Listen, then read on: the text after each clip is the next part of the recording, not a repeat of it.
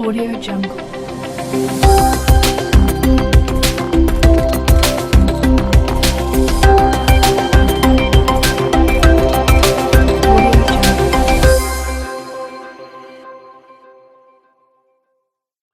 What up, everybody? My name's JP Sachs. What's going on? I'm Dr. Italo Brown, emergency physician. And we're going to talk a little about COVID and vaccines. And I'm going to ask Dr. Brown here some questions about our collective health. Should I refer to you as Dr. Brown? Italo is fine. Italo is fine. Not even Dr. Italo? If you like to, that's cool. I usually tell patients the doctor is really just to make people a little bit uncomfortable. I respect anyone who's comfortable sitting in front of me, so I'm with it. Well, I honestly, I meet someone with a doctor before their name, and I feel more comfortable with them. Well, hey, you can call me Dr. Italo. I'm with that. Cool. Well, thanks for doing this. I'm glad we got linked up to have this conversation. Yeah, no, it's something that I'm excited about, and I did my research and homework. Man, you got some talent. Thank you. I appreciate that. My manager and I were just talking about some of your house breakdowns, because that's one of my favorite shows. Man, I am a big fan of cinema, so anytime I get a chance to talk movies and medicine, it all works together. Cool. Well, so I've been kind of by choice and kind of not by choice, in a lot of DM conversations recently about vaccines. Ever since we announced that my tour was going to be a vaccine-required tour. In order to come into the show, you had to show proof of vaccination. We haven't been accepting negative tests. It's been vaccine only. And not everyone has loved that. I imagine. So, navigating those conversations I felt entirely underqualified for. So I would love to, just for my own purposes, be able to ask you about how to best go about those conversations, how you go about those conversations. And I think, for a lot of my fans, a lot of yours, a lot of people watching this, how to just have those conversations in general with people who are vaccine hesitant, or angry about being mandated. I don't think I'm forcing anyone to do anything. I'm not trying to take away anyone's freedoms of any kind. I'm just saying, if you're going to come to my show, I would like everyone at my show to be as safe as possible. That's not forcing you into that. To me, it's not forcing anybody into shit. That's like, this is a concert that I'm putting on. I would like, we're trying to be a safe emotional space, and we're trying to be a safe physical space too. Word. So what do you usually tell people when they're like, I'm hesitant about this. I don't know if I don't know if I'm ready yet. What's your go-to answer? Man, if I had $1 for every one of the conversations like this that I'm having, I'd probably be able to get myself out of student debt. Right. No, but this is a very real concern that you bring up. And I think that the cool thing is you're conscious that, personal choice plays a huge factor into this. I usually tell people to start off by trying to understand what that hesitation is. Like, what's the background behind that? Is it because you don't understand the science? Is it because you've had bad experiences with hospitals or bad experiences with immunizations? Is it because you've been listening to somebody and their perspective is more compelling? Like, I want to get what the background, that context is behind why they have hesitation. And then I meet them with facts. And when I say facts, I'm not talking about, spitting numbers that came out of some room with a bunch of scientists. I'm talking about things that you've interpreted, things that you've done the research on and can speak to confidently, and finally like giving them some sort of, something to anchor on. So linking them to another person who can speak the language, who's Yeah. had more practice doing this. Because it's very difficult to come off as an expert if you've got a little bit of information and can't really navigate those tougher questions that people develop. So I think that that's usually my strategy. Yeah. And then personally, I always think that it's important to bring it to, something that's more personal, like a family member or an experience. Because right now, everybody can speak to having lost someone or knowing someone who's suffered from or been affected by COVID-19. Yeah. And I think that that helps make it a little bit more real and tangible. Yeah. I find in a lot of my conversations, it's like I'm trying my best to articulate information from people smarter than me, and they're trying their best to articulate information from people smarter than them. And it's like these Word. just two misrepresentations of other people's ideas where I'm like, no, but my cousin's a scientist and she says, and they're like, but Joe Rogan says, and then Right. and then we Yeah, don't man. know That where to back and go forth, from there. that is a it's a funny interplay. And I do recognize I come from a place of privilege being a doctor. Like I can Yeah, say that I interpret the statistics. I know I see patients every day that have COVID, and that gives me a little bit of an upper hand. But what I do think is extremely useful is if you can cite verified sources. So you don't have to be an expert to know like there are certain entities that have like the rolling numbers of people who were affected by COVID-19. There's certain entities that compare head to head what the immunizations are, and you can reference those places. And it's really in plain English at that point. yeah, And then I think that the last thing I'll say is, it's no one is 100% right. Even though the experts don't have 100% of this correct, yeah. acknowledging that there's some room for potential error or potential bias levels the playing field, so no one feels like the wolves being pulled over their eyes. That's super real. I gotta say, I appreciate the grace in which you can speak to those with a different perspective because, we're all just trying to do what's best for us and our families. And I think recognizing like the intention of anybody's like, no one's intention is to perpetuate a health crisis. Facts. Big I, facts.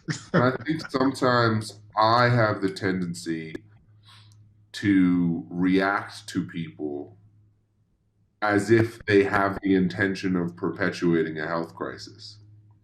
And so I really Word. do. I appreciate the grace in which you can say, information comes from different places. People trust different people. We're all trying to have the same conversations. We all have the same end goal, which is to keep Word. ourselves and our family healthy.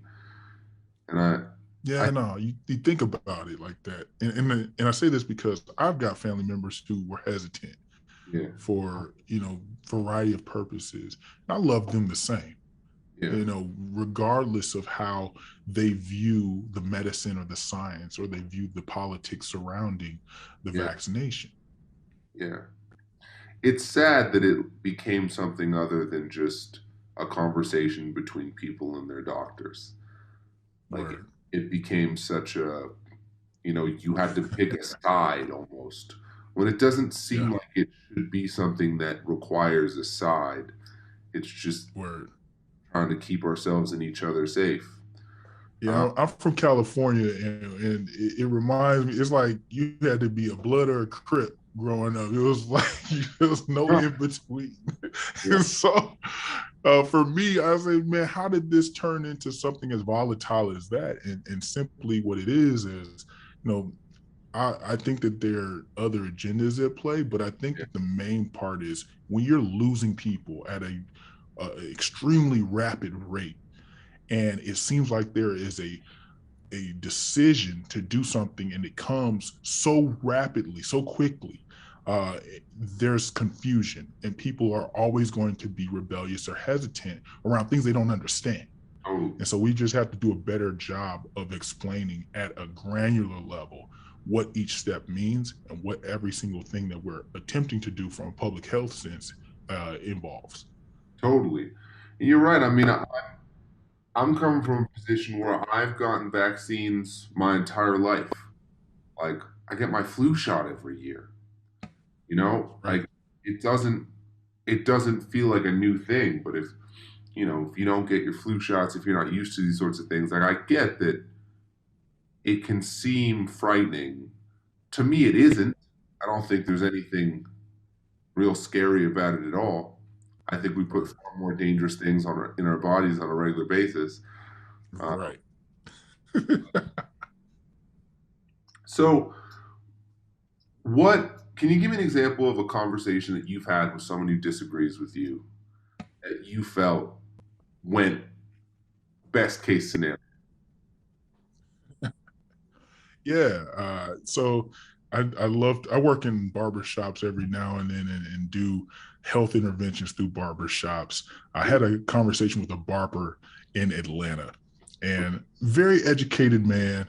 He had a clean line up. He Ah, did my hair right, some justice. And in the conversation, I'm just telling him like at the I ran my entire playlist of things that I would do normally. I talk about the vaccine, give them the whole breakdown of what a spike protein is, what it's supposed to attack.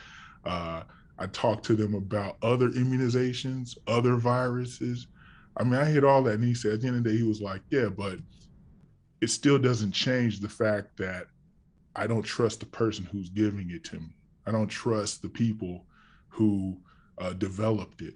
And it still doesn't change the fact that we still don't know the long term effects of this particular vaccination while we're still learning the long term effects of the illness. And mm, so, no, I really tried to combat it from a level of humanism, saying like, think about greater good, think about, trying to not necessarily, you're not doing for yourself, you're doing for someone else. You're doing it to make sure that those who you can't perceive their risk level to be as high, you're saving them. And he was like, yeah, but I could do the same thing from just wearing my mask or practicing other precautions. I don't have to get vaccinated. So every point that I came up with, his counterpoint was more of a conservative stance. And I had to just, best case scenario was he agreed to do more research. He agreed to listen to a couple of, podcasts about it from people who are far more intelligent than I and who are able to explain it at a granular level. So I took that as a victory. I mm, mean, he listened, and he made a conscious decision. yeah, it's beautiful, and it's beautiful that Yeah, man. you can come out of that conversation not with necessarily someone saying like, hey, you're right, I'm gonna get vaccinated. You can come out of that with even a little bit of a baby step, and that still feel like Right. progress. Are you based in I Atlanta? mean, I'm not a used car salesman. Like, I'm not coming to the table trying to, get you to buy this Plymouth. Like, I just want you to see like these are things that we're doing at a very quick rate because we trust the science, and we've gotten here from years and years of other people's hard work before the pandemic even came about. Yeah, I try. I try and meet aggressive DMs with disarming amounts of love. Um, Dope. one, because it's just a silly thing to me to yell at a singer on Instagram about vaccine. Like, so when This sounds funny. It sounds funny as hell. it's funny, it's just a strange choice. But I try and remember that if someone cares enough to yell at me about this, then they must care about the music. They must have really wanted to come to the show. So I try and focus on that. It's like you must be a real fan because this Right. Yeah.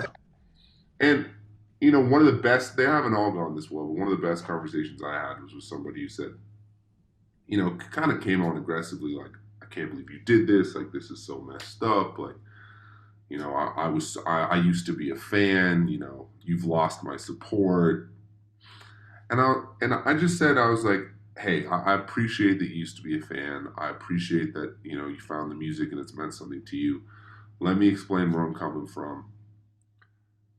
We're two things. One, we're traveling the country in rooms full of people, and I care about y'all. And if I can make you 1% safer in that room, I'm going to do it. And two, if anyone on our team, if any of the nine of us on that bus get COVID, it's over. We're shut Big down. facts. Big So facts. why would I not? Like, this is what I love. This is what I love to do. And Right. to me, like, it's a no-brainer. Like, any of the questions around, side effects of a vaccine to me are very, very minuscule compared to getting my life back.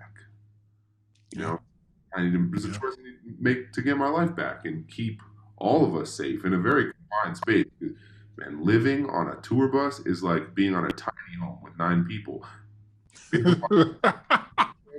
It's like put one of those on wheels and then put nine people in it.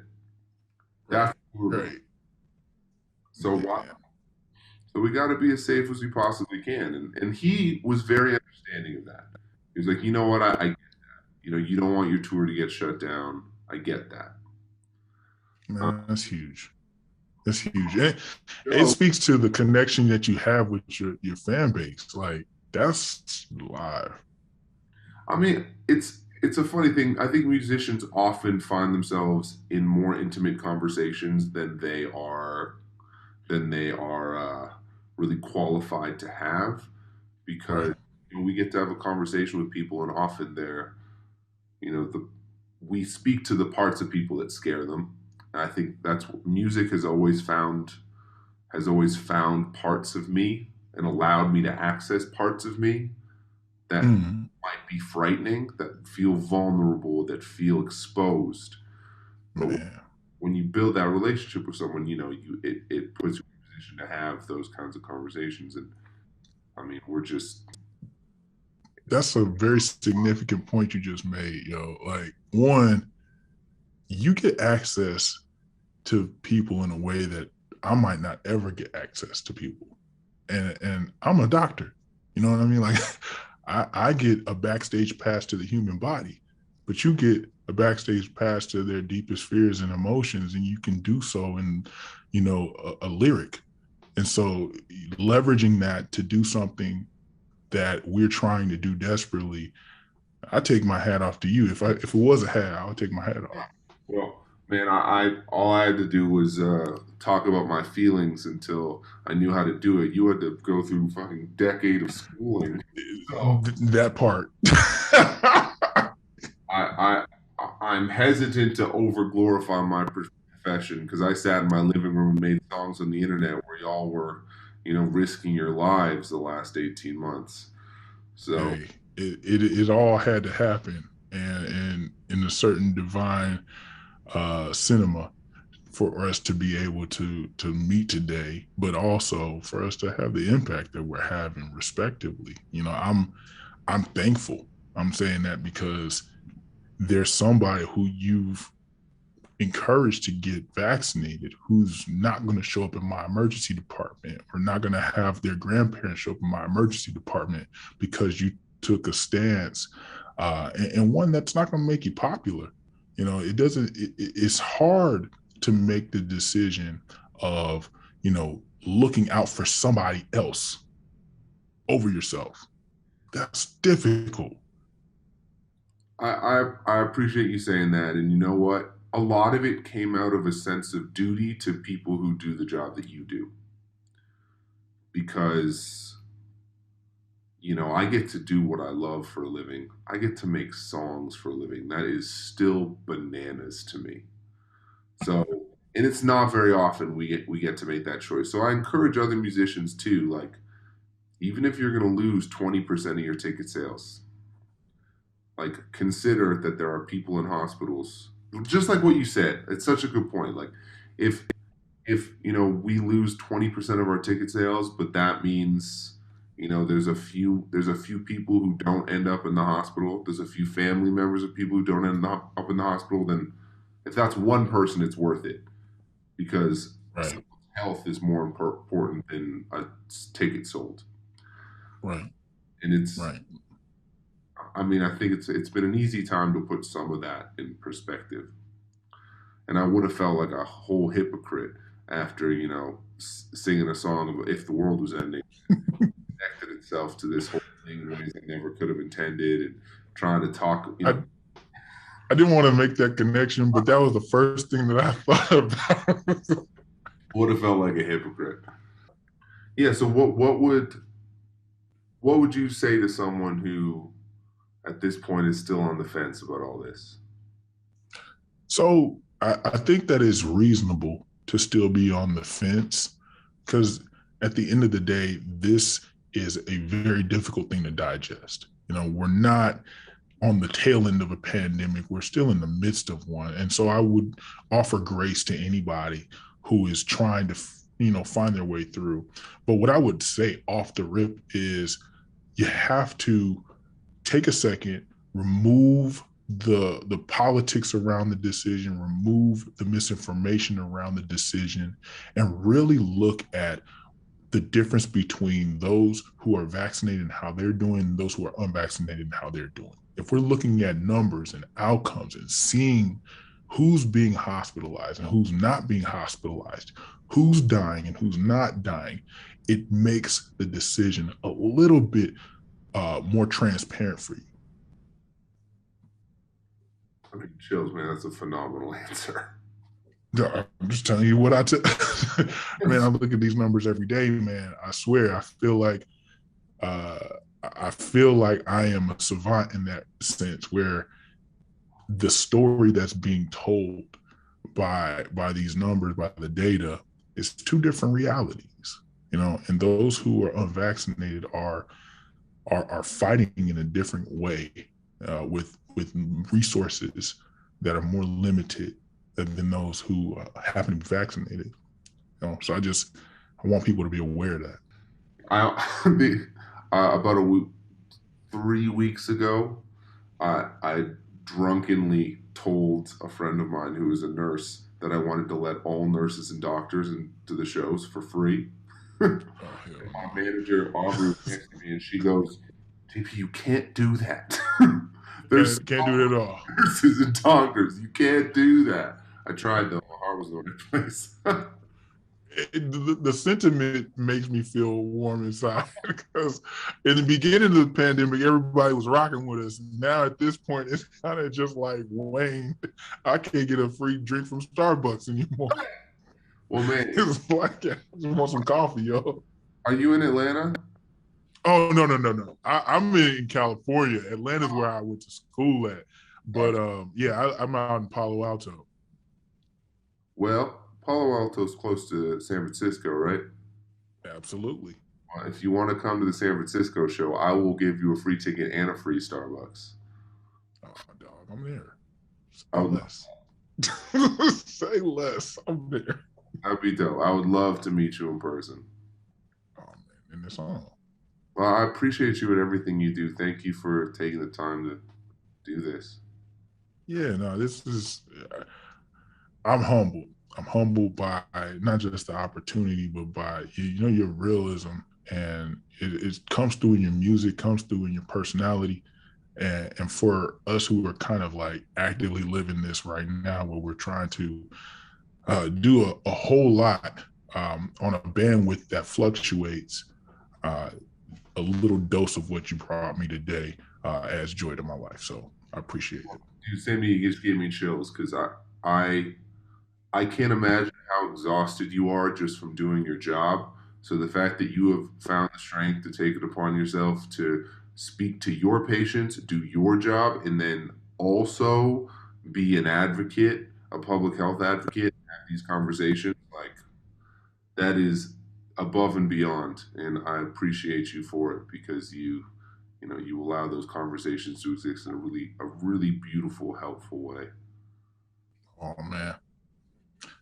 We're gonna chop it up in person, I can't San wait. Francisco. It's so good to meet you. Man, the pleasure's all mine. Enjoy your evening. All right, y'all. Be good. Peace.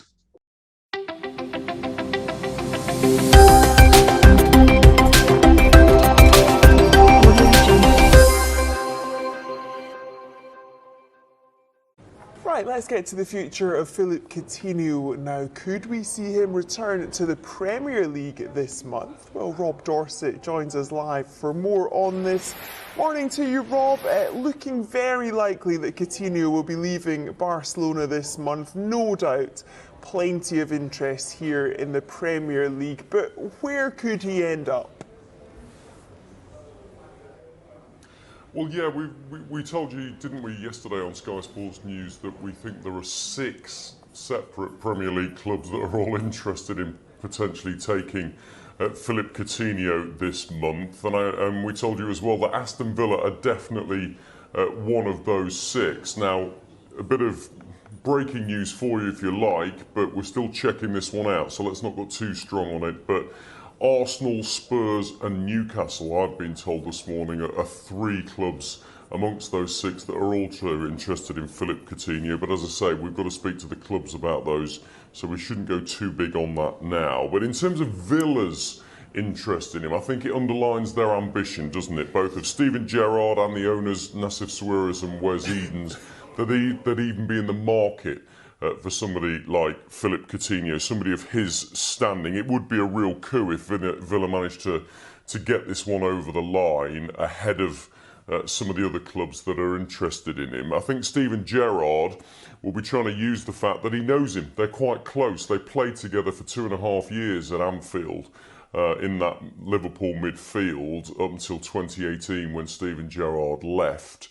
And so he'll hope that that friendship, that closeness, gives him certainly a line of communication with Philippe Coutinho, but also possibly an edge in terms of trying to persuade him to come to Villa Park.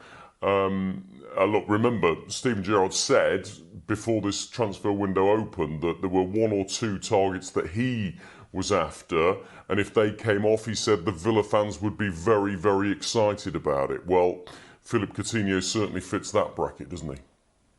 Mentioned Coutinho's standing. He joined Barcelona from Liverpool for £146 million back in January 2018. He's also on big wages. I just wonder, Rob, how much of an issue could that be for anyone who wants to sign him? Well, it could be an issue. I mean, look, I'm aware that Barcelona have got huge financial issues of their own, and Philippe Coutinho isn't part of their plans. So if they can lose his big chunk of the wage bill, I think they would happily do so. He's not part of the first team plans on a regular basis over at the Nou Camp. So they are open to offers, and I think they're preparing to take a big hit financially. But in terms of Villa, look, we have to be realistic. That could be an issue for them.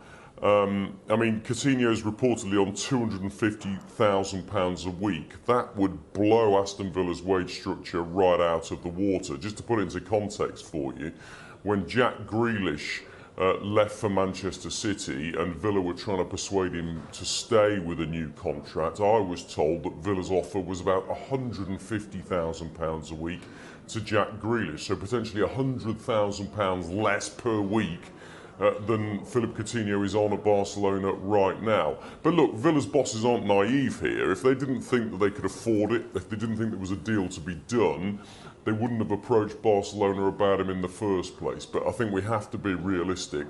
There are other clubs out there who might be able to satisfy Philippe Coutinho's wage demands more than Aston Villa. And my understanding is it's only been a rather tentative approach from Villa at this stage. As much as they're concerned about the wages, they have a real concern about being drawn into a bidding war because of all of the other clubs that are interested in Coutinho, as I understand it. And so I think theirs is a bit of a watching brief, made it clear that they're interested, and they'll see what moves other clubs make before they perhaps go in for the kill themselves. Yeah, it's certainly going to be interesting to see how that one develops. Away from Coutinho, but sticking with Villa though, just quickly, it looks like Gerrard is keen on adding to his squad by bringing in a defender. What can you tell us about that?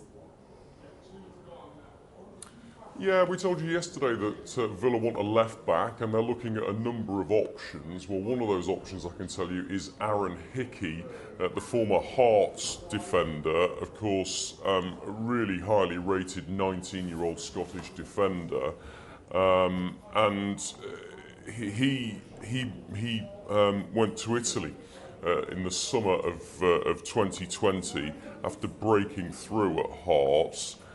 He's only played 19 games in Serie A this season, but from left back, he's already scored 4 goals. So he's a really talented player. But as I say, he's one of a number of left backs that Aston Villa are looking at.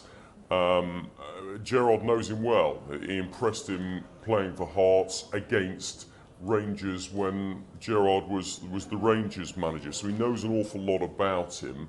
But there may be 1 or 2 other targets that Villa have in mind at left back as well. So that's again a bit of a watching brief for them. I don't think Villa are going to do any business very quickly in the next couple of days. But just a reminder about Coutinho, K.L.P, our colleague, said yesterday that he expects that to be done pretty quickly. Coutinho could be back as a Premier League player before the weekend, K.L.P says. So watch this space on that one. Yeah, we will indeed. Rob, good to talk to you. Thank you for now. So yeah, watch this space. It really does look like Coutinho could be on his way back to the Premier League. Rob Dorsett said there, Aston Villa, Arsenal, Spurs, Newcastle, the clubs that he's hearing, although definitely worth reiterating, there is no word from the clubs themselves on this matter. But you guys are in charge. You get to pick what club Coutinho goes to. Mark, which club would make the most sense in terms of a fit for the player? I think you could make an argument for, like Rob says, 5 or 6 Premier League clubs that would be interested in a player like Philippe Coutinho. He's still only 29 years old, so he's still at a good age, and clearly coming from Barcelona, having played at Bayern Munich and Liverpool, he comes with a good pedigree of playing for big European clubs. He knows what the pressure is like for being right at the top of the game. So it's going to be fascinating to see how this one plays out. This is one of those names that hits the transfer desk and you go, right, let's see what happens here. This is what we want. We want the big names coming to the Premier League, and Coutinho is most certainly one of them. Let's take a look at some of the statistics linked with him, both first of all when he was at Liverpool. As you can see there, he's played 152 games, 41 goals at Liverpool in the Premier League and 35 assists. We know he got that huge money move to Barcelona since playing for Liverpool. 144 games, 36 goals and 23 assists. So as you can see, the numbers stack up. There hasn't been a massive discrepancy from when he was at Liverpool to when he moved over to European football. So he's still doing the business, but it's just one of those, which club shouts loudest will probably get their man. We know that money's going to be a big factor, but at the minute, all things seem to be pointing towards Aston Villa. You know Aston Villa very well. Do you think? I'm so looking forward to this answer. Do you think this is a possibility? So looking forward to this answer. I mean, was I surprised yesterday? Yes. It's a departure, as I said on here yesterday. It would be a departure from Aston Villa's recent strategy in the transfer market. Do Villa want to be shopping at the top table, negotiating with Barcelona for players? Yes, they do. Is it a gamble because he's not played much football? Yes, it is. Did I sit there and watch Philippe Coutinho's compilation on the Sky Sports website yesterday? Yes, I did. He is going to be coming up against Emi Buendia. That is the record signing that Villa paid all the money for in the summer. We've done a comparison between Buendia's statistics this season and Philippe Coutinho's. There's a couple of caveats to this. insofar as Coutinho's played far fewer minutes than Emi Buendia. And there's also, you've got to bear in mind the style of football that both sides play. Coutinho's going to be involved a lot more on the ball than perhaps Emi Buendia would be. But you look at the goals, these are all per 90, by the way. Expected assists for Coutinho, much less than Emi Buendia, but you look at his final third passes, all per 90, and his completed dribbles.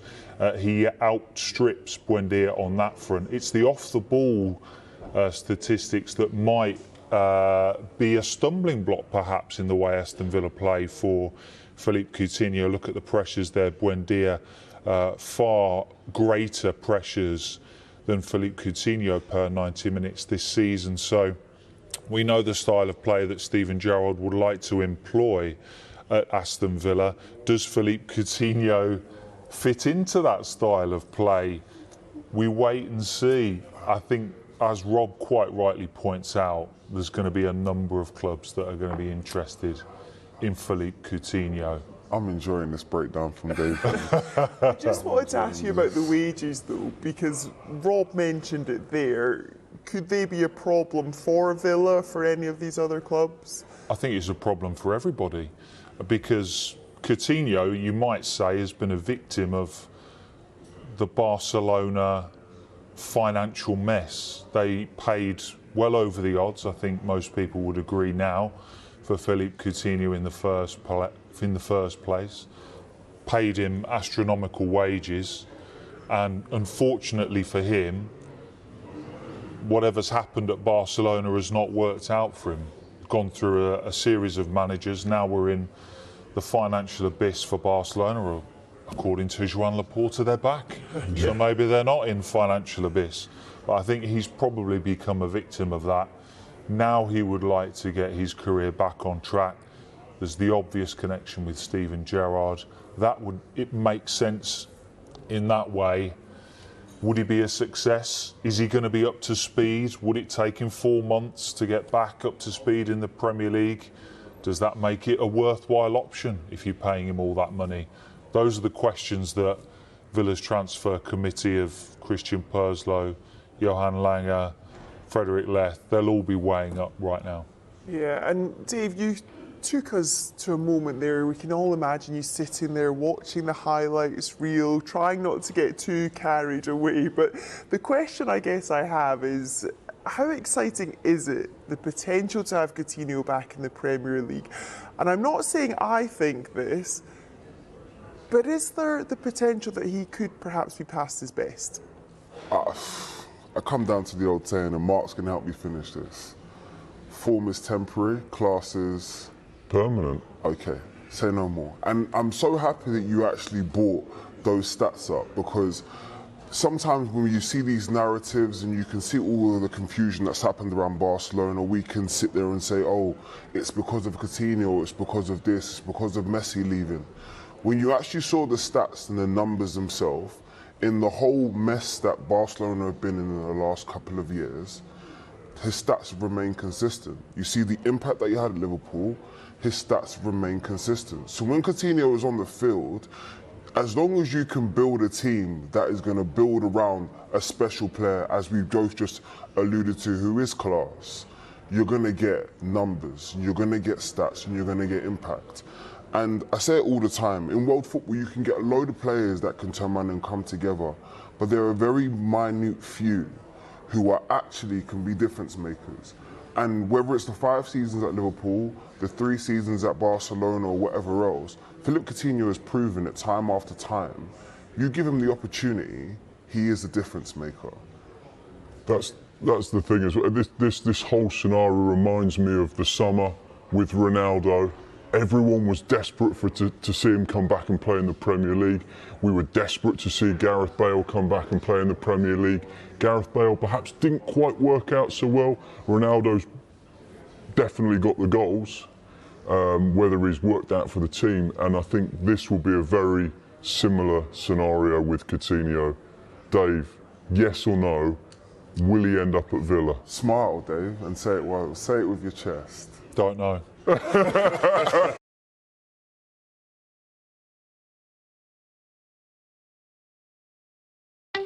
Audio Jungle.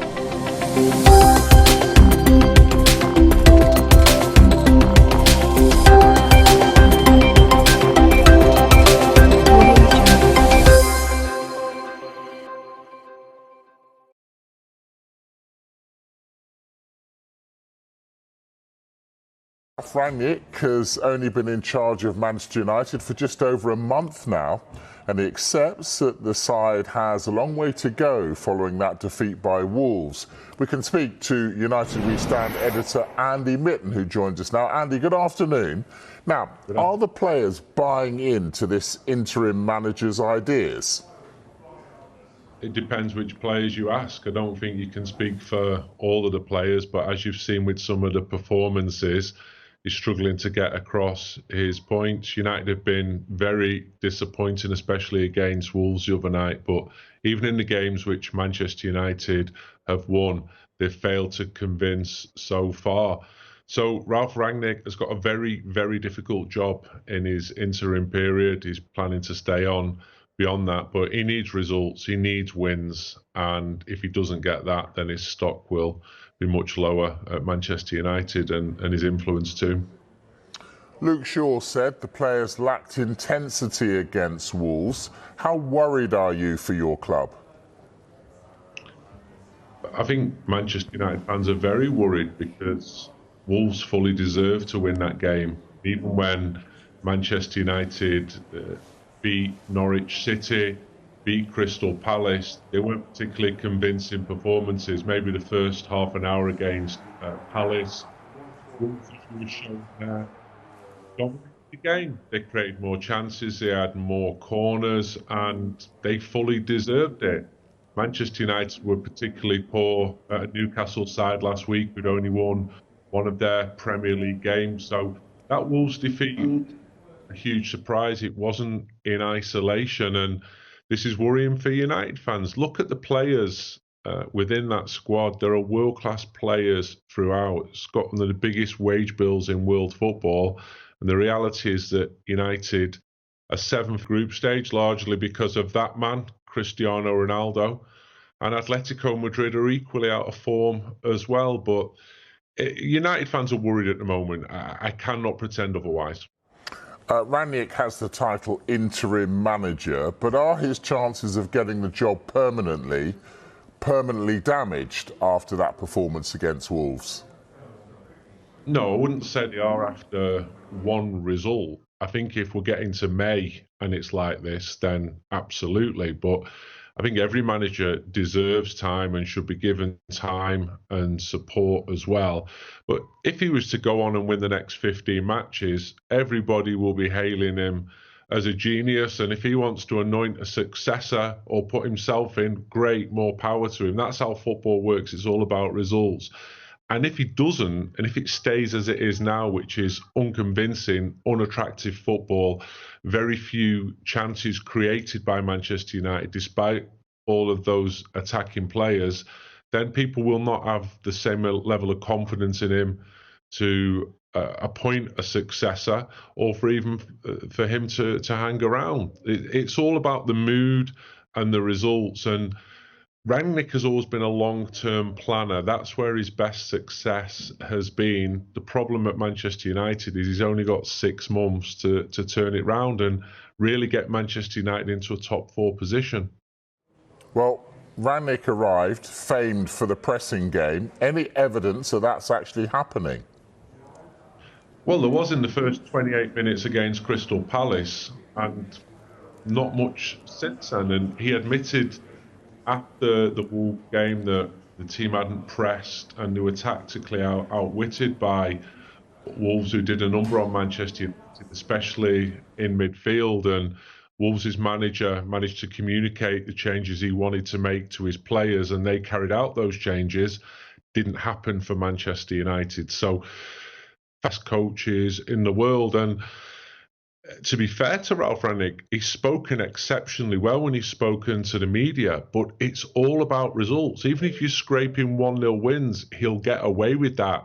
You start losing games at Old Trafford and playing as badly as Manchester United played, then the concern and the worry comes through. But there's not been an identifiable style which has come with the new manager as yet. It's still early days, but I've got to answer your question honestly, and no, not so far.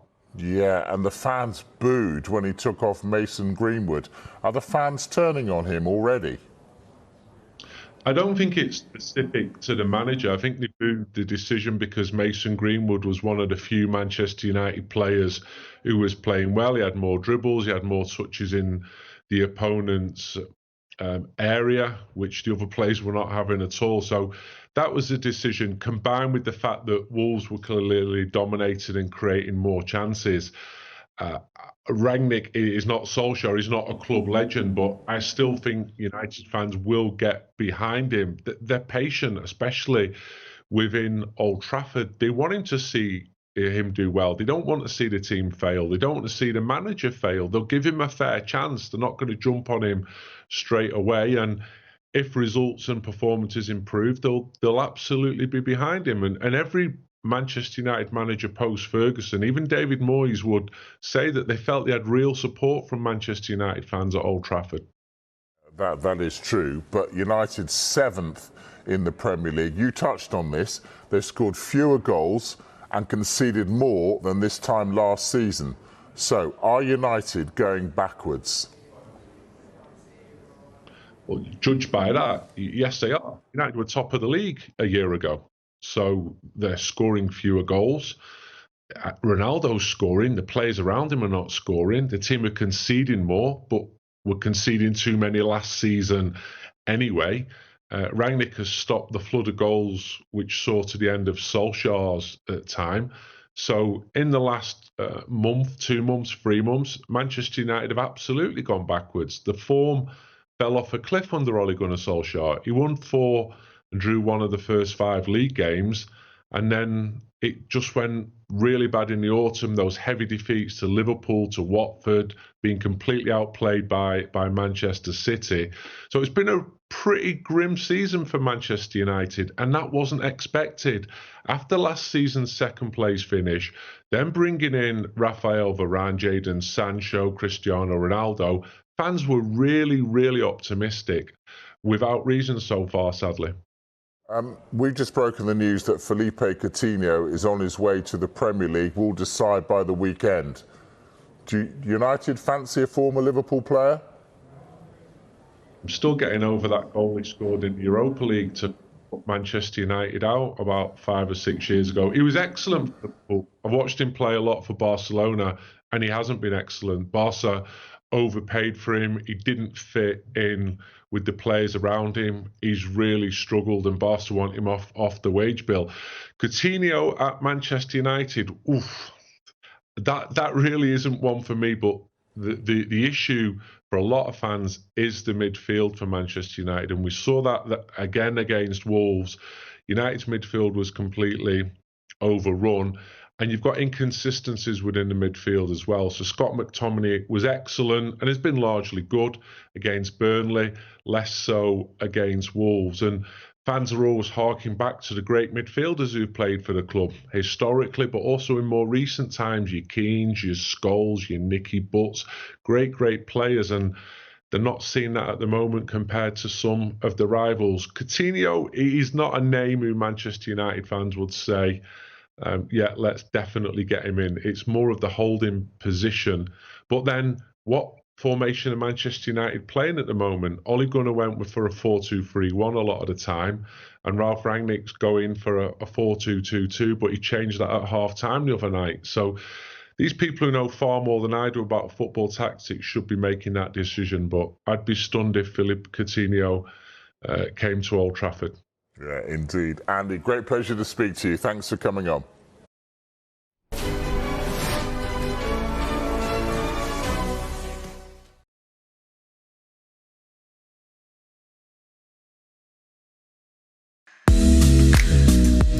Hey everybody, good to see you again. Be seen by you again. I'm back, and I'm here to talk about CES 2022, the biggest gadgets and trends and concepts that we saw at the show this year. And I actually think this was a better than average CES, even though this was a very weird CES, because even though technically you could have gone to Las Vegas and some people did, most of us didn't. Every year at CES, we talk about the difference between concepts and reality. And so this was the concept of what CES was supposed to look like. And this is the reality. There's a lot of vaporware at CES, but I think the people who complain about that are kind of missing the point. A lot of the concepts at CES are about floating ideas to see what consumers' reactions are to it. And also, there's actually just a lot of stuff that actually does ship that is shown at CES. And so I want to talk about both of those things. If you know anything about CES, you know that it is a TV show, and the TVs at CES are concepts, and there's also some real stuff. So let's talk about the concepts first. The first concept to be aware of is HDMI 2.1a, a new version of the spec because it wasn't confusing enough before, whatever. To me, the most exciting concept was Sony announced quantum dot OLED TVs. I'm sure they'll ship one, but the idea here is that OLED is a little bit dimmer than it needs because it has to shine the light through a filter, but quantum dots can make color without a filter, and so they can be much, much brighter. They beat Samsung to it. I'm really excited to see what Sony does with it. The other TV technology at CES are mini LED and micro LED and Neo QLED and OLED EX, which is even brighter OLEDs from LG. Just have all that stuff in the back of your mind, just stuff that might exist in TVs you actually want to buy someday. There are some other concepts. So for example, there's a camera that Sony's going to sell that will change the sound based on where it sees you in the room, or it will scold you if you sit too close to the TV, which is incredible. Samsung is putting NFTs on their TVs. Don't buy an NFT from Samsung's on their TV. Just don't do that. That's a bad idea.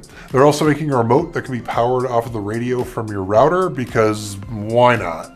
Okay, but what's the reality of TVs in 2022? Well, first, Samsung is shipping new versions of its Tizen software with a new home screen, the ability to watch together with somebody else remote, but most importantly to me, a new gaming hub. It's going to support GeForce from NVIDIA and Stadia game streaming, but it's also going to work better with local consoles. And if you manage to get a next-gen console like a PS5 or an Xbox One Series X, whatever they're called, hopefully that will be a little bit easier to set up your TV with.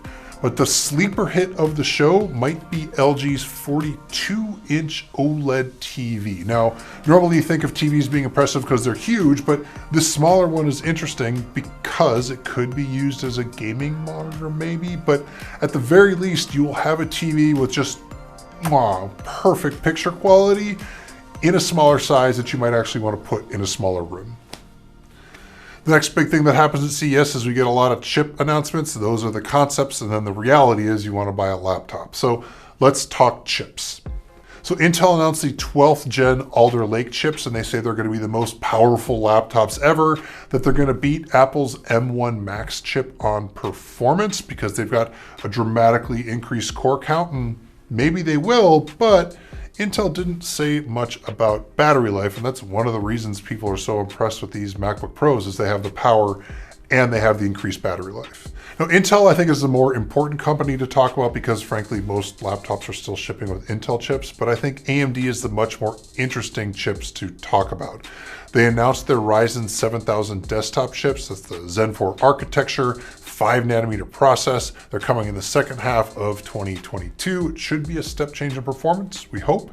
They also announced the Ryzen 6000 laptop chips. Now, this is Zen 3 architecture on a 6nm process, but it should have double the graphics performance. So if I buy a gaming laptop this year, that's probably what it's going to be. And then lastly, NVIDIA announced some stuff, 3080 Ti, TI, 3070 Ti, TI, whatever they call it. They don't even know themselves. There's also the 3090 Ti, but are these real, or are they just concepts because nobody can buy NVIDIA graphics cards because they're never in stock? Who knows? There's also a new version of the G-Sync monitors that lets you switch dynamically between 1440p and 1080p. That's cool. So conceptually, know what the chips are, but reality, what kind of laptops are you going to be able to buy? Well, I think The most interesting laptop to me is the Dell XPS 13 Plus. And it's interesting because, yo, it's weird. They have like a touch bar that's not a touch bar. The trackpad is like completely invisible. The keyboard is redesigned. We have a great hands-on video from Monica. You should go check it out because, again, it's super weird. There's also the new Lenovo ThinkPad Z series. It's a new version of ThinkPads that are a little bit less enterprise, a little bit more designed for consumers or Gen Z. They've got a new look. You can get them with vegan leather. The camera on the front of it actually sticks out of the top of the monitor. So instead of a notch on the inside, you've got a nega notch on the outside. I think that's clever. Finally, there are a bunch of laptops that are gonna ship, but they're concepts. They're like real concepts. There's the Lenovo ThinkBook Plus Gen 3, which has an 8-inch secondary screen on the keyboard deck. Asus says it's going to release a 17-inch foldable OLED laptop this year. Sure. To me, the most practical, exciting laptop is probably going to be the Asus ROG Zephyrus G14 and G15 because they're finally adding webcams to these laptops. Next up, cars. CES is a car show this year, and oh my God, it was a super year for concepts. Concept cars out the wazoo. Mercedes-Benz unveiled a ultra long range vision EQXX electric concept car. It looks ridiculous, but it's supposed to have 600 plus miles of range. It's there to prove that EVs can have that much range, but it's never gonna sell. There is this new BMW that had color change technology where it could change from black to white dynamically because it uses e-ink on the outside, and it just looks sick. Also, Sony has this Vision S concept. They showed off a car a couple of years ago. They had an SUV this year, and they say they're starting a brand new company to explore actually making cars. Okay, Sony. Chrysler had a concept. Hyundai said that they're gonna have robots everywhere. General Motors says that they're gonna get to autonomous vehicles by the middle of the decade. Volvo says they're gonna have unsupervised highway driving mode in California. All of this self-driving stuff is very unlikely to actually be as good as they claim, but I'm glad they're still pushing for it, I guess. Okay, but what about the real cars? Well, I think the most important one is probably going to end up being the Chevy Silverado electric truck because Americans like buying trucks. However, it's not due to ship until late 2023 and it's based on that Hummer base, and I just think that that ship date is not likely to happen. So is it real or is it vaporware? Who knows? GM also announced that they're going to have electric versions of the Equinox and the Blazer. The Equinox in particular is important because it's supposed to have a $30,000 starting price. Finally, BMW has a new car. It's the M60. It's a dual motor performance EV with 280 miles of range. This one's important because it's got that M branding for performance. It's supposed to go 0 to 60 in 3.6 seconds. To me, the interesting thing is that BMW claims they don't have rare earth metals in the electric motor. You think of EVs as being more environmentally friendly, but most of these companies aren't talking about rare earth metals, so good on BMW for trying to push that forward. Now, as far as phones go, CES is not a big phone show, but there is always some phone stuff to talk about. So on the concept side, the big news is that Google is going to be making a bunch of new features for Android that will make that ecosystem feel a little bit more integrated, a little bit more like what Apple users enjoy. So, for example, Bluetooth headphones should be able to automatically switch between Android phones and, say, a Google TV. You should be able to have your text messages on your Chromebook, so it'll mirror your apps from your phone directly to the Chromebook. You should be able to use Nearby Share, which is kind of like AirDrop, to squirt files from your phone to a Windows PC, but only select Windows PCs, not everything. The hassle with all of these concepts is they're concepts. They haven't shipped yet. Google says they're all coming in the coming months, so we got to wait for those updates to actually arrive. What about reality? Well, there's a real phone coming. It's a Galaxy S21 FE, the fan edition. It's a mid-range phone that I find a little bit weird because it's not that far in price from the regular Galaxy S21, and the Galaxy S22 is right around the corner. Hopefully this thing gets some major discounts so it actually makes sense for consumers. There's also the OnePlus 10 Pro. That has been coming out in multiple announcements because that's how phones seem to be announced these days. So we know what it looks like. I think it looks pretty good. We know the specs, their flagship specs for 2022. We know it's coming to China. As of this recording, I don't know when it's coming to the rest of the world or what the price is going to be. I'm sure there'll be 6 more announcements between now and we find out that information. Okay, lightning round, concept, reality, whatever. I just want to talk about stuff that's cool. There is a home robot that is basically just like a self-driving shelf and box that follows you around. That sounds silly, but if you have mobility issues, having something to help you carry stuff is actually super important. So I hope this thing ships. Withings has a new smart scale with a handle, and you pull up the handle, and that's used for EKG, but also for body composition, which to me is more important than just your raw weight. This is nerdy, but NXP has a chip that makes it easy to add Wi-Fi 6, Bluetooth 5.2, and Thread to a smart home gadget. One of the big stories of the show is Matter, this new smart home spec that makes it easier to make smart home gadgets work with anything. And so this should mean that we'll see more of those next year and the year after. Samsung has a portable projector. It's the Freestyle projector. And actually it's really cool because it solves a lot of practical problems that portable projectors have.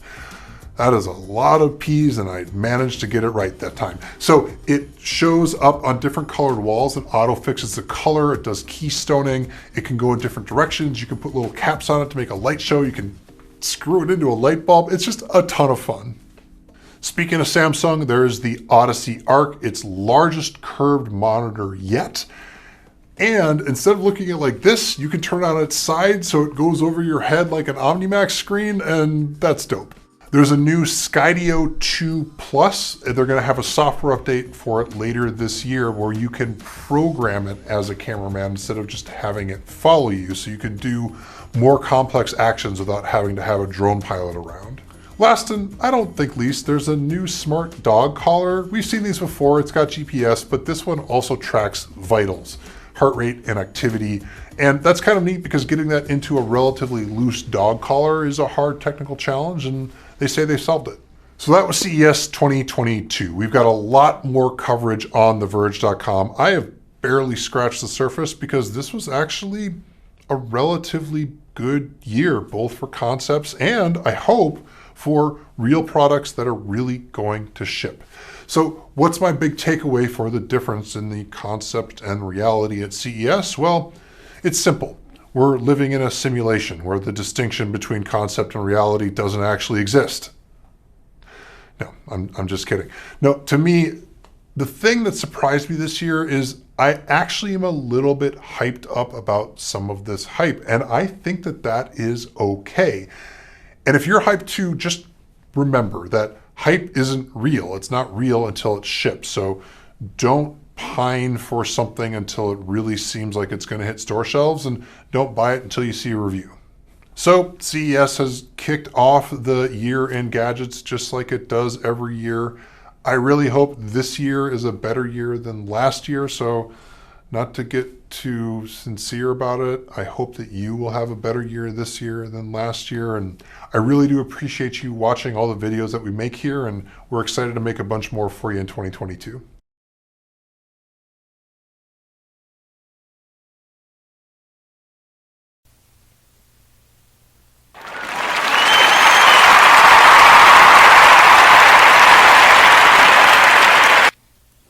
What's up, y'all?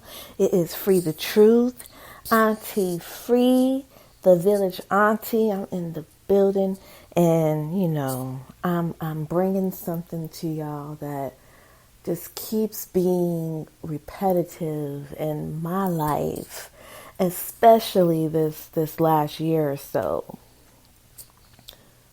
Boundaries. Boundaries, I promise you, boundaries. And I don't know if any of you were or are like I was, had a hard time setting boundaries with people, right? And let's take a look. Boundaries. A line that marks the limits of an area, a dividing line. Right? Boundaries are things that we put limits on, so we set with other people.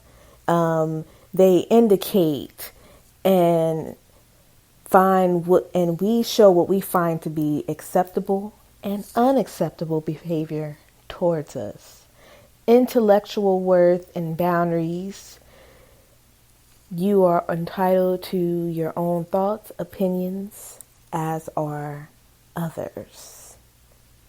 Okay? I don't know if anybody has told you this, so let me tell you. Boundaries are okay. You can set boundaries for your mental health.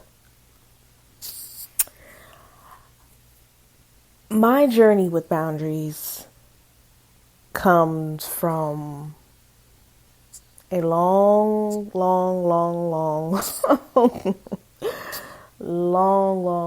line of having to be responsible for other people.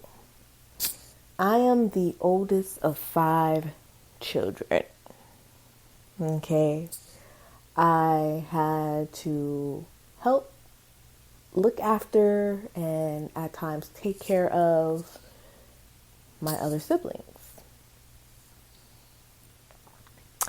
I am quite used to things of mine coming up missing and people taking things from me that did not belong to them. As a child, I was not allowed to complain about this. And, that caused me to internalize certain things. And as I got older, I lacked boundaries. I had a hard time asserting myself with people about certain things. Because, much like my grandmother, rest in power, Gran, I always witness her being a selfless person and giving and sweet and helpful, and I took after that in a lot of ways, and even to my detriment at times. And it just really put me in a place of not having boundaries. So over the years, without having these boundaries, it called for me to be frustrated a lot, irritated, bothered, just a lot of things because I was not using my throat chakra to assert myself, to set boundaries with people. And boundaries are as simple as a no, right? I had a very hard time telling people no. And that put me in the position of having to deal with certain things or even obligate myself to certain things because I didn't know how to tell people no. And it became very overwhelming because I had obligated myself to things that I really didn't want to do. Right? And it just took me a while to step outside of that. And so I experienced that in this last year or so. You know, I would say that pandemic put me in a position of being able to say no without hesitation, right? Because I had the excuse of, oh, you know, pandemic. And so, you know, that was like a roundabout way of dealing with things. And I just had to. For my peace. For my peace. If you wonder why you don't have peace, ask yourself what you're lacking boundaries in.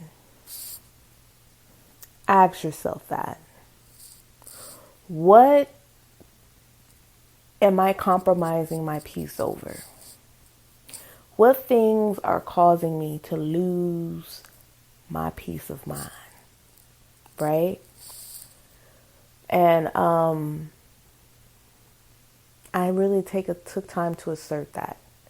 And I seen myself overcommitting because I don't want to hurt nobody's feelings. And I had to take my time back.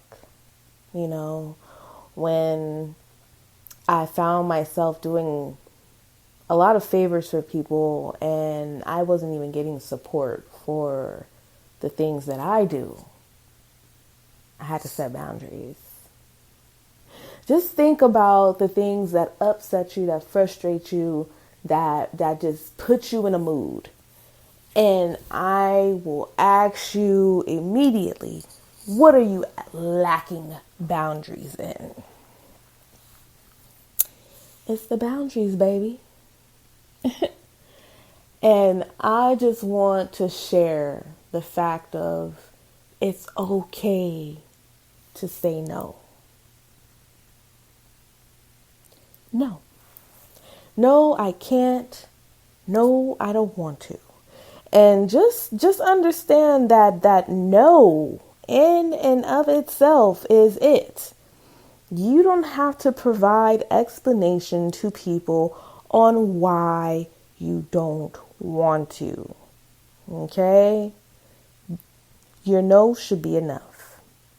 I shouldn't have to keep going into explanation on why I don't want to do something. I'm an adult and I can decide what it is I do and do not want to participate in. I get to decide that. That's me. Myself. I get that. I've been talking to some friends and I don't know what it is right now. The energy, it's in the air. It's out there. And us people with big hearts, we are drawing lines in the sand. We are no longer allowing ourselves to be so accessible. We're just not allowing it. Prioritizing your peace will put things into alignment with you. If it does not bring you peace, should you be doing it? If every time you're around this person, it disrupts your peace, should you be doing it? If every time you're at work and it disrupts your peace, should you be working there? If every time, you know what I mean? Like, just apply this. And I know, everybody is not in a position to just up and leave and figure out a new life, right? I get it. I understand. But nonetheless, you can plan for it. And that is also another discussion that I have had with a friend. And it's all about planning. If you have some type of plan for the future, you give your subconscious and your mind a sense of relief. Like, there is going to come a time where this is over.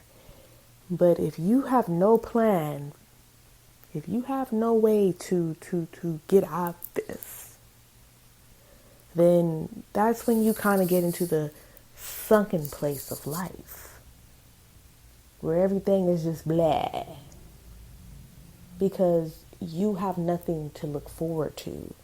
This is it. So I challenge you to start setting your hard boundaries.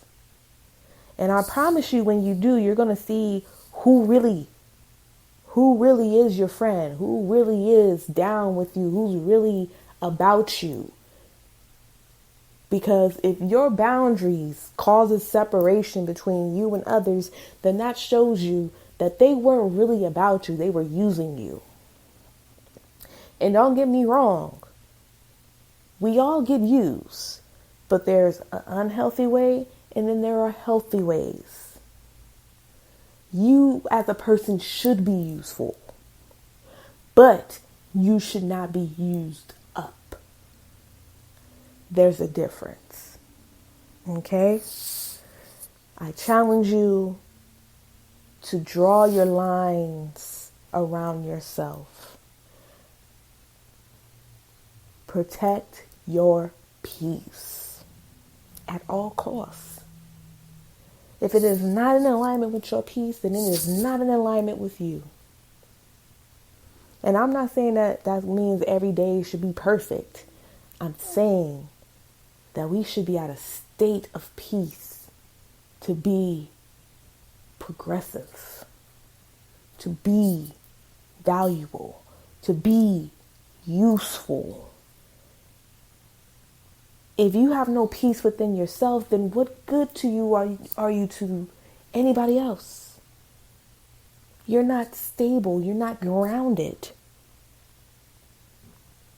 So anything that's disrupting your peace is throwing you off balance. And it is your job to restore your peace. And for a lot of us, that means setting boundaries. Okay? Be unapologetic about your boundaries. Okay? And I'm just going to share these words with you. If no one else has told you today, you're beautiful, you're loved, you're needed, you're alive for a reason, you're stronger than you think, you're going to get through this. I'm glad you're alive, and don't give up. It's your girl, Free the Truth. You already know what it is. Shout out to Team City Buzz. Convo sessions every Thursday. Make sure you check it out. And go visit my website, freethetruth.com. All right? Till next time, y'all.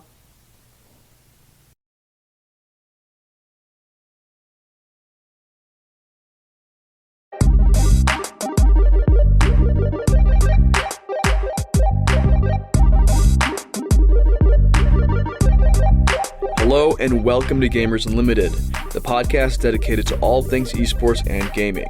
Hello, I'm Horace, and this show is a production of State Champs Esports. Make sure to follow us on social media.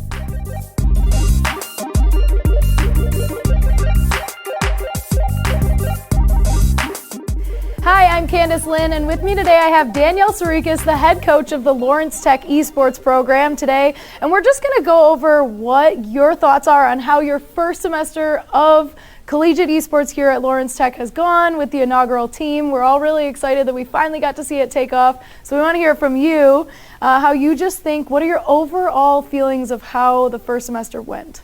I think it actually went really amazing. I couldn't have expected it to go as well as it did. When we went into it, I just kind of expected like just to win a few, and in fact they win like 51% of all the titles that they played in matches. So I think they did really, really well. And they're all new to athletics. Some of them aren't, but balancing and things like that did really well for some of them. And so I don't think many people actually realize how many teams are in the esports program itself. So can you give us like a little more insight on what the actual program is? Yeah, so we have about 41 students, 2 game captains, and we're actually shifting next semester to 3, sorry, not game captains, team captains. And each game has a captain. So we have 8 titles, and each of those titles have like their own practice schedule, so they all don't meet at the same time. So I'm very much balancing and coordinating when they can come in and when they are able to practice and do VOD review. And so it's really just a balancing act, and we're getting better at that too. And so do all 8 of these teams compete? Yes and no. All 7 compete, and the 8th Rainbow is not competing yet, but we're looking to try to compete. That's mainly because we have a couple people on multiple rosters, and I can't have them compete in multiple titles and maintain a college schedule where they're getting good grades in classes. Okay, interesting. Let's go into like just briefly into each of those teams. So I know you have Rocket League, right, is kind of our number one. They compete in WAC, so I feel like there's like a bit more attention on them. So how do you think that they're doing? I know that we have an A and B team. Yeah. So they're doing great. We finished 2nd in WAC, which is crazy for a brand new team, not even 1 year in. We had some challenges, and I think that in time they're going to work on their strength and get better at what they are doing and their schedule. The B team is just kind of like helping feed into the A team, and their ranking, I'm hoping to get them to the level where they can start also competing at the same level, and that way we have some subs to be able to flip-flop into the roster. Right. So like if somebody has an exam, they don't have to miss the exams, we have somebody else to sub in, because that's important. Right. All right, cool. So then moving on, I know we have League of Legends. And Overwatch, which I mentioned those at the same time because next semester they compete with WAC as well. Okay. So it's going to be always fall Rocket League, well, at least for this year, I should say. Fall Rocket League, League of Legends, Overwatch in the spring. But they all compete pretty much all year long. It's just different competitions, not necessarily WAC. Okay. All right. Well, very cool. That's exciting to add those to the WAC lineup then for us next year. And then now I have Valorant. How are they doing? Oh, they actually got 3rd within the conference that they joined. It was Team Meta. And we kind of just were a late entry. The funny part about Valorant is Riot, the publisher, kind of puts a lot of stipulations on their games. So it's really hard to get a competition. And I'm not really sure why Team Meta could, but they did. And they did really well. I think that we might decide what competition we're going to do next semester, or we might focus just on grades and practicing and perfecting our craft. All right, and then how is Smash going? I know that we have some fun students on the Smash team. Yeah, we were talking about Joy-Con Jesus, right? Yes, yeah. That's one of my favorites. Yes, he's a great young man. He's also the game captain, and he helps run on Fridays student affairs tournament in the East Resident Hall. Okay. So he's looking to continue that next semester. But they prefer in-person competition. The issue there is COVID makes it challenging. So Nintendo kind of doesn't do well with online. So that's why they don't love it, because there's lag and such. So when they input the buttons, there's not an immediate reaction as if you were in person. So then now we have Call of Duty, which I know is your game at heart. So tell me, how do you think that the team is doing, especially watching it from your perspective of the game? I think they're doing great. We have some really strong players, and then we have some stronger, newer players, but they have gotten so much better within the season. I think they're one of the most passionate teams. They probably actually practice the most too. I think they practice about 5 days a week. And I also have 2 dual sport athletes on that team who are managing and playing hockey. And then we have an honorary hockey player as well that's playing COD in case we needed somebody. But I think they're doing amazing. COD is such a beast of itself. There's been people who play that game for years. So you really need to have played it for hours and hours and hours and know the maps and things like that. Okay, and the COD team is one of the few that is pretty much co-ed, where we have girls and guys playing on the team. Do you see any differences in the practices or any of their kind of teamwork in that sense compared to the all men's teams? Well, I very much, the ladies on our team that are, the 2 ladies that are kind of like running the show, there's more than 2 ladies, but they're very type A, similar to me, so I think that they run really well in that they're like really organized. But I will say most of these teams are really run well by somebody that's super type A. And I say run, it's just a matter of they're, making sure people get to practice and things like that. But we do have some more females coming on. There'll be one for our Valorant squad and also one for our Overwatch squad. So okay, that's a little exciting. sneak peek unofficially. Yeah. Well, very cool. All right, and then we have 2 more. So we have Madden. How is that going? Oh, they are doing great. They just competed with Play Versus. Unfortunately, Play Versus just announced that they're not going to be competing next semester. So we will just have to figure out where to compete. But that's a very individual game. They are not really coming into practice the same way that the other teams because it's one person. So I ask that they try to play a scrim once a week and then play each other, and then they play outside of that. I know that our lacrosse player Maverick has been streaming on Twitch the last week pretty much every night because I get his notifications. So, and he finished, I think technically 6th overall, and there were like 57 students in Play Versus, and then Adam as well. He finished, I think, 11th or 12th. Okay, cool. Very good. And then I know that the last one is the team that's not competing, but Rainbow Six Siege. They actually work really, really hard. I mean, all of them do. I think that's the overlying message. But I will say that they are the team that likes to strategize the most. And I think I really want to get them competing, but I have a few people on multiple titles, as I said. So I can't inundate them with, schedule. I am super busy, so I can only imagine adding college curriculum to that. So they try to compete and work out every Saturday or every other Saturday for a scrim. So even though they're not officially competing, they are competing with, friends teams, and we're looking to try to see if we can add their competition weekly next semester, if not next semester in the fall for sure. And then it'll be weekly just like the rest of them. All right, so I know we kind of touched on it a little bit, but what are some plans that you have for next semester when we come back in January? Well, it's really looking on focusing. I'm always going to probably focus more on what happens within WAC. So Rocket League, I have actually a assistant coach, and he's going to take the forefront with Rocket League. They can always come to me and talk to me, but he's going to entirely focus on their competition, so I won't be pretty much part of it, so we would call it an off season. And I'm trying to look and figure out how we can do off seasons and on seasons, so to speak, because it's an all year thing and it's so busy all the time. So it would be nice to give them a break so they can focus on their school, the reason that they're here, and then also focus on perfecting and getting better at practicing in their strategies and map knowledge. What do you think worked this semester so far, and then what do you think you'd do differently, kind of? We're already going to do something different. Last semester, fall semester, I kind of just got their class schedule and tried to figure out when their practice time was around it. The major issue was that I had so many late entries that I couldn't say, hey, your practice is from 3 to 5 on Tuesdays and Thursdays.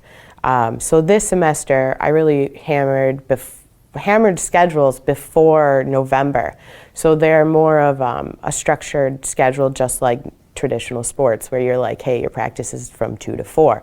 The stress part about that is making the other teams understand that, we have to work out how much space we have, and we can't just overlap. Like, I can't have League and Overwatch playing at the same time. First of all, they're two different very loud teams. So like, I can't have them yelling over top of each other, and then also computer and spacing. So, and I think it's important that they each have their own time within there. So definitely working on better scheduling and how to space out everybody. And then also hours that they should play outside of your sanctioned practice time, because you're still, if you're a runner, you're going to practice running and lifting, maybe not lifting so much in practice. So that would be something you practiced outside of there. So there's that.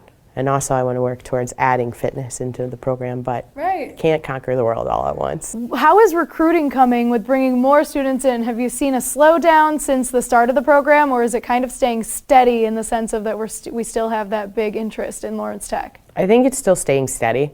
We did have a large influx of LTU students that are really interested. I would like to focus on new recruits from other high schools, I'm sorry.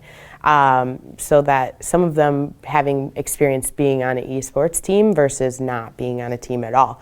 And so I'm getting several, submissions for that. And also I really like that there's more women that are interested, which is awesome. And maybe the draw is because I am a female, I'm not sure, but I think it's pretty awesome.